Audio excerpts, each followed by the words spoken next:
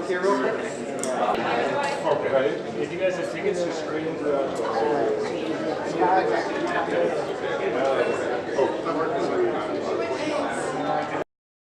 Hispanics do not know their power. 77% of the Hispanics we interviewed, and that was more than 3% of the population, have no clue of everything that I just said. We don't know our strength. We don't know our economic power. We expose them to 6 basic facts. 86% of every new job in America since the Great Recession has been created by Hispanics. Latinas create small businesses 6 times faster than any other group in America. Our marketing purchase power is $1.4 trillion. We, together, we have a GDP that constitutes 12% of what is America. At the end of the day, if you put the Hispanic economy as a standalone, we would be the 7th of the world, equal to Italy. And you know what? Hispanics didn't know that. That is my biggest insight. We don't know our own power. We're not united. Hispanics do not act as a community. More than half felt that we're not a community. 66% said we're not speaking with a single voice. And that is actually very clear to me. Since I moved to America, I hear everybody speaking small things like, I'm Cuban, I'm Venezuelan, I'm Puerto Rican, I'm Cuban from Miami, which is different than Cuban from Chicago. I'm sorry, guys. Small thinking. It is time to start thinking big. And the way we're going to do this is to unite, to be one. No more 26 different nations. We're one.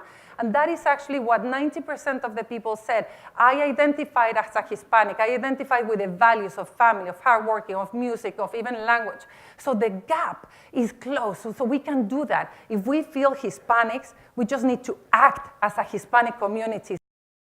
I applaud and commend the effort on the initiatives like organizations like Voto Latino, because it's not possible. I mean, in this country, you have more tortillas sold than bread and more salsa, sordal, ketchup. We are going to be, by 2020, 30 million voters. We just have to get up and vote, and politicians have to knock our door and demonstrate their true love.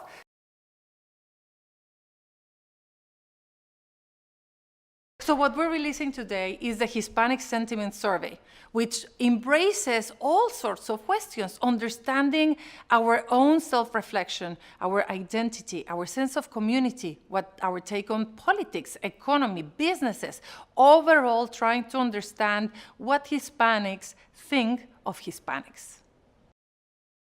The biggest finding of the Hispanic Sentiment Study is that Hispanics have not realized their own power. We think weak, but we're strong. We think small, but we're big. And 77% of the people that we surveyed, which is closer to 3% of the population in America, 55 million people, have no idea that we created 86% of the new jobs in America since the Great Recession. They don't know that Latinas create small businesses 6 times faster than any other group in America. They don't know that we produce 12% of the GDP of this country. Our wallet is huge. Our heart is expanding. We're young, and we don't know it. That is my biggest insight. The good news that I learned from the Hispanic Sentiment Study is that once you tell the Hispanic community how strong we are, they feel proud. They feel committed to take action, and they feel, in 82%, that we should be better valued. That we're not united. We do not feel as a community. Despite being 55 million, some people say we're 59 million people. That's almost 20% of the population in this country. But we don't act as one. We're fragmented in our thinking and in our action. More than 66% of the people said that we don't speak with one single voice, when we should. More than half of the people felt that we're not united as a community. The good news is that 90% of the people identify with Latino values. That means we know that we're Hispanics. We know that we love family, that we're hardworking, that we're optimistic, that we love our food and our language. And what I know is that this finding is going to allow all of us to stop thinking in small quantities. It's not about being 26 different nationalities in this country. It's not about being Venezuelan, Mexican, Colombian. It's about how are we going to become one so that we can exercise our power. One of the very interesting findings of the Hispanic Sentiment Study is what we feel about politics. 24% of the population of Hispanics do not feel represented by any politician or in the government. And that makes us not registered to vote. 21% of the non-registered said, why if I'm not going to be represented? The good news is that 66% of the Hispanics that we surveyed said, my vote counts. And 62% of them said they are confident that in their lifetime they're going to see a Hispanic president going on. So I think that it is time for politicians to pay attention to the Hispanic vote, and it is time for Hispanics to go and exercise their voice.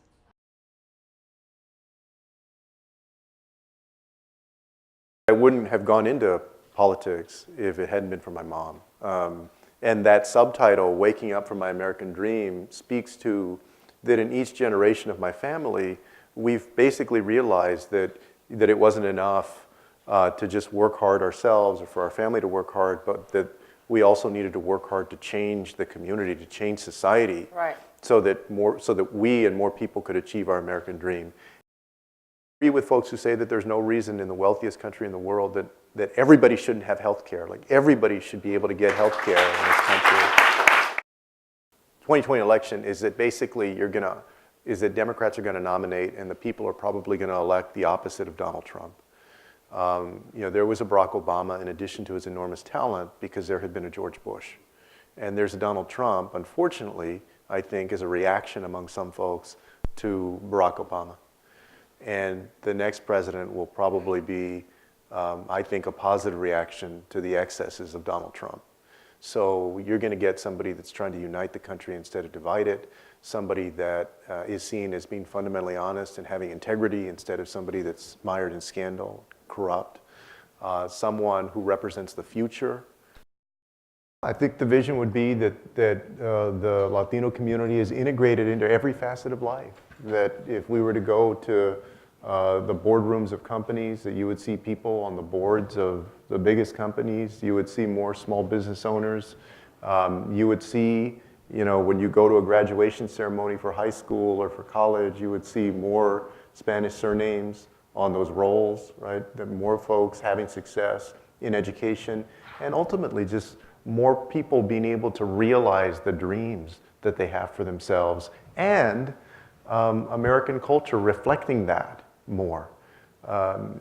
You mentioned, the purchasing power. Latinos go to the movies, for instance, at a much higher rate than other communities, right? But they also have the lowest rate of actually appearing on the screen and working behind the camera, right? Or serving on the boards of those entertainment companies, right? So it would look like full success based on people's talent. And that's still a day that's to come.